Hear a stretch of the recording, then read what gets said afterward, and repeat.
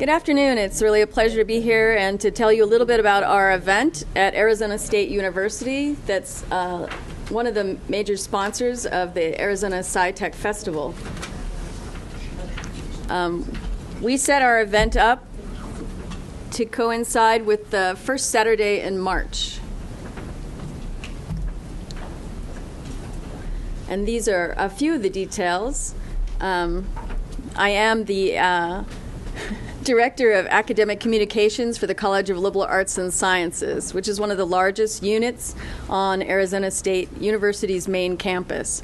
There are about 16 units on the campus itself. The college has 12 units, schools. It has seven departments and 3 programs and 40 institutes and centers. So it's extremely large. It has about 28,000 students.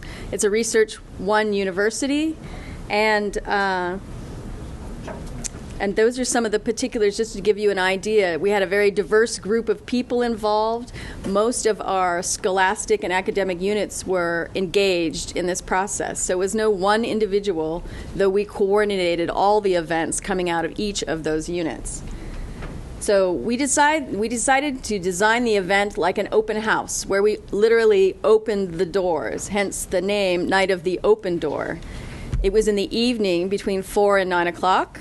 And so the idea was, it was light when we started, then the doors would open and people would come and go freely, often in areas that the public is excluded from. We had 100 activities that also included performances, and it wasn't just scientific things that we showed. We also had language classes, dance, music, and other things that people would be engaged by. And because the university is interested in the cross-talk between disciplines, arts, sciences, humanities, social sciences, it was important to have everyone involved and to show how research can be done in all these areas and how people can contribute to each other's research. And have the public be made aware of that. But it also mainly was to let the public see all the things that are happening at the university, to be an interactive event so that the faculty and the students were actually meeting people in the public and exchanging ideas with teachers and offering activities primarily for students, young students. Okay, so we started it last year. Our first year we had about 5,000 attendees, but we tripled that this year to 15,000. Just to give you an idea of what the website covered, we have the homepage, which lays out the basics about the event, what it's designed to do, and who we're partnering with, a list of all the activities, maps and parking, downloads. You can see all these things here. But what was critical to this website, was that we had a search tool. So if people were interested in art and design or a demonstration or a game, they could put those features in and actually pull up all the events out of the 100 that they might be most likely to be interested in. So then someone can tailor their experience for the evening. They don't have to flip through page after page after page to try and figure out what's happening. I gave you a program book which lists most of the events, and it helps you see some of the language that was crafted. My job is, I am trained as a scientist, but my job is to translate science to the public. And so what we were interested in is making things accessible and understandable and interesting.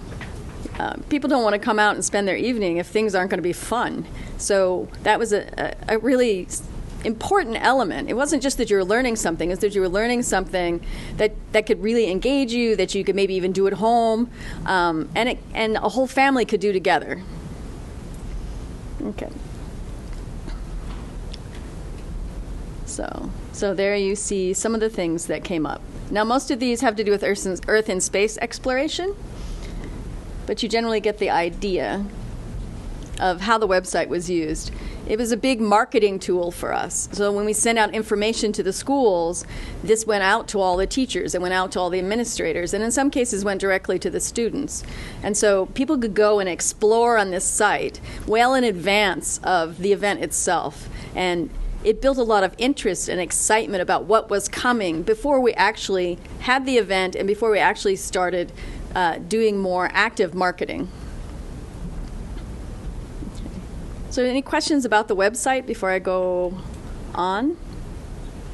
Okay.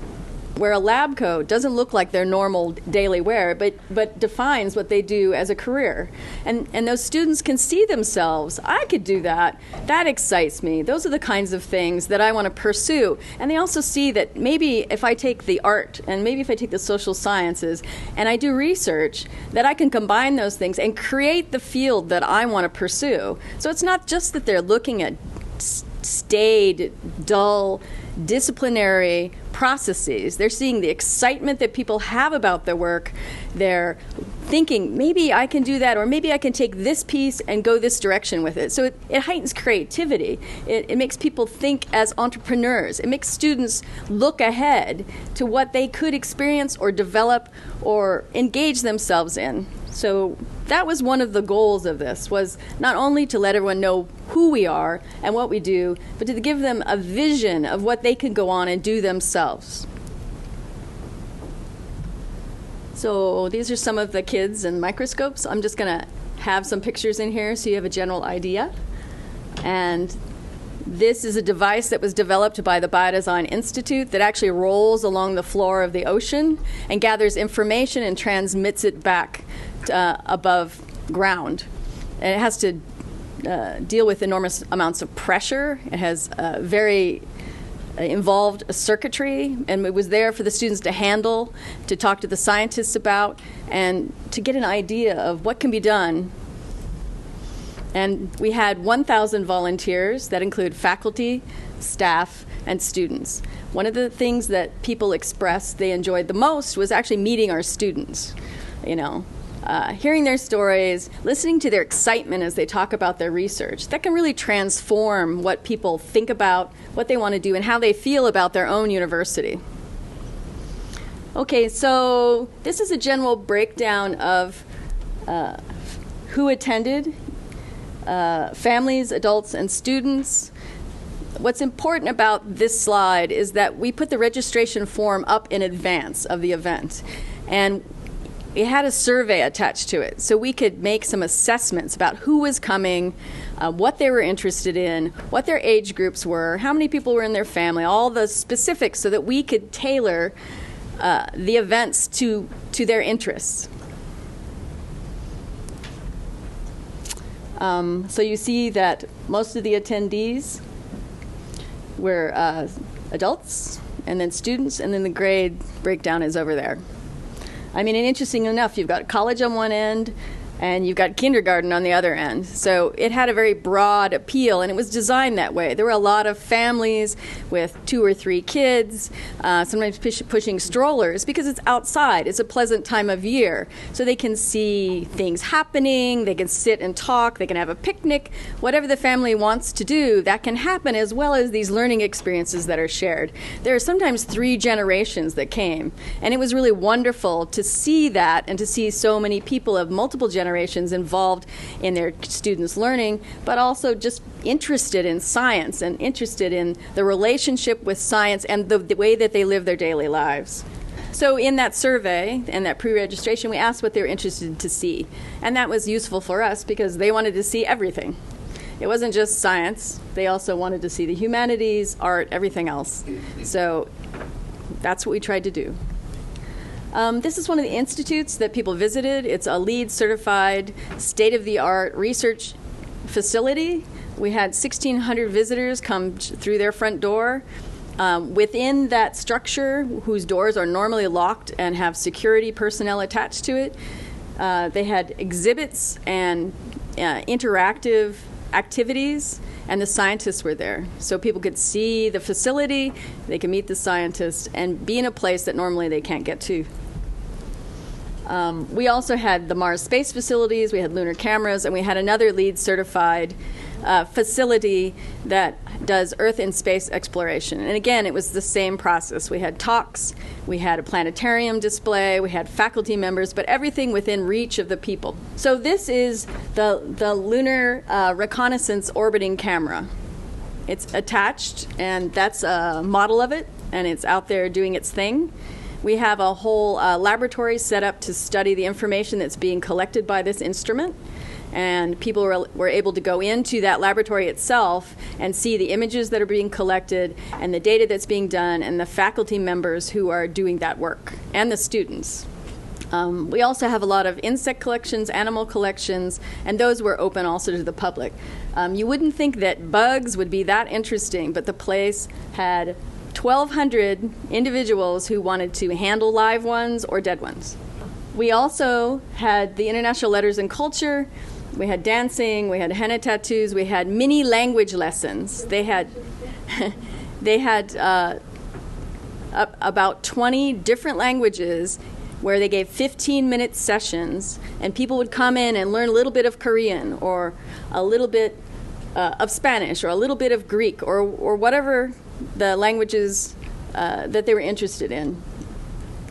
So again, this is the whole event is geared to offer the opportunity for people to look inside, to see the institution, and to engage with people directly. And these are just going to be some slides of some of the other things. This is a glass blowing exhibit.